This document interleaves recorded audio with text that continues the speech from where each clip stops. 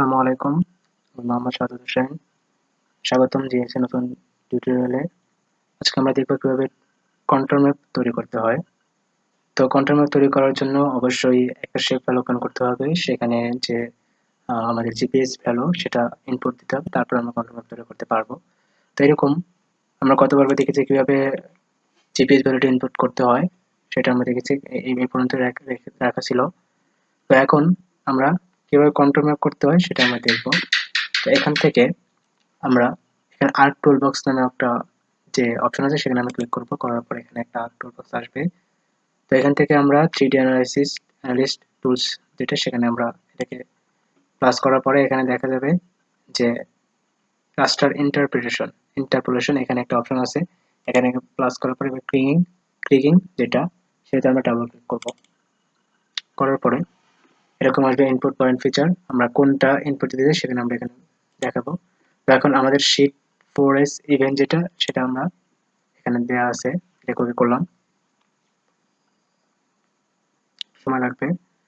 এখানে চলে আসছে। এখানে আমরা জেড ফিল্ড যেটা অর্থাৎ আমরা ডেপথ যে দেখাবো সেটা আমরা কোন ভ্যালুটা দেখাবো। তো এখানে এটা দেখানোর জন্য অবশ্যই আমাদের এখানে আমরা যে এই দুটোর মধ্যে যেকোনো একটা দেখাতে পারি, এরিয়া অথবা স্টুডেন্ট। তো এখন আমরা স্টুডেন্টে দেখা দিচ্ছি।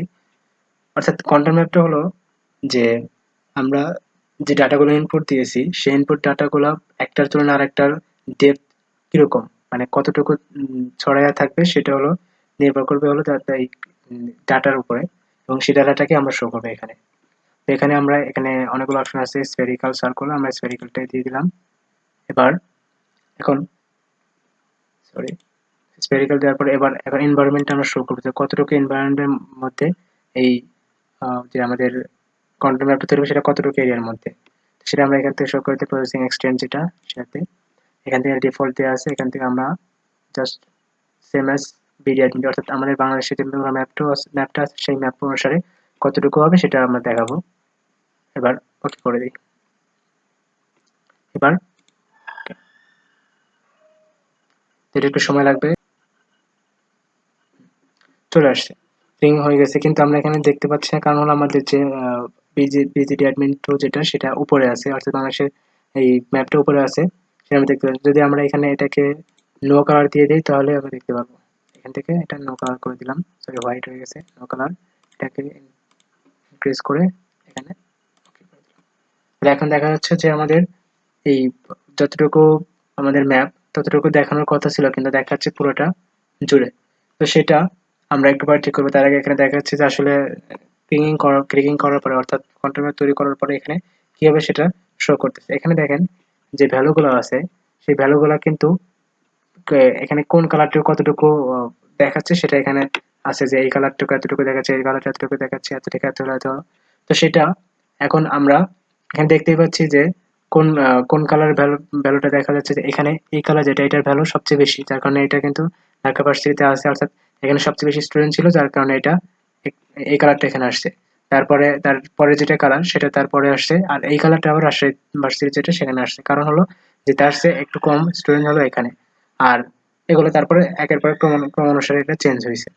তো এখন আমরা দেখবো যে কিভাবে এই পুরো ম্যাপের ভিতরে শুধু এই ম্যাপটুকুর ভিতরে কিভাবে আমরা কন্ট্রোল ম্যাপটা শো করতে পারি। সেটার জন্য আমাদের এটা সিলেক্ট করার পরে এবার এখানে রাইট বাটন ক্লিক করে ডাটা ফ্রেম প্রপার্টিজ, এখানে কোঅর্ডিনেট সিস্টেম এর আগে কিভাবে করতে সেটা আমরা দেখছিলাম। এবার আমি ডাটা ফ্রেম প্রপার্টিসে গিয়ে আদারে যাওয়ার পর এখান থেকে ক্লিপিং, অর্থাৎ এখানে নো ক্লিপিং আছে, অর্থাৎ আমাদের ম্যাপ যতটুকু তার মধ্যে ক্লিপিং হবে না, এটা আছে, আমরা ক্লিপ করতে চাই। ক্লিপ টু শেপ, অর্থাৎ যতটুকু শেপ আছে ততটুকু। এখন কোন শেপের মধ্যে আমাদের এটা ক্লিপ হবে সেটা আমরা এখানে স্পেসিফাই করে দেবো। এখানে আউটলাইন ফিচার, এখান থেকে গিয়ে ভিজিট অ্যাডমিন 2, এবার ওকে করে দিই। করার পরে এবার এখানে অ্যাপ্লাই করতে পারি, আবার ওকে করতে পারি। আমরা ওকে করে দিলাম, একটু সময় লাগবে, তারপরে দেখেন এটা চেঞ্জ হয়ে যাবে অটোমেটিক্যালি। চলে আসছে। এভাবেই আমরা কন্ট্রোল ম্যাপ তৈরি করতে পারি। আর কন্ট্রোল ম্যাপ তৈরি করার পরে এভাবে আমরা একটা যেকোনো একটা শেপের মধ্যে সেটাকে শো করতে পারি। ধন্যবাদ সবাইকে, পরের ভিডিওতে দেখা হবে।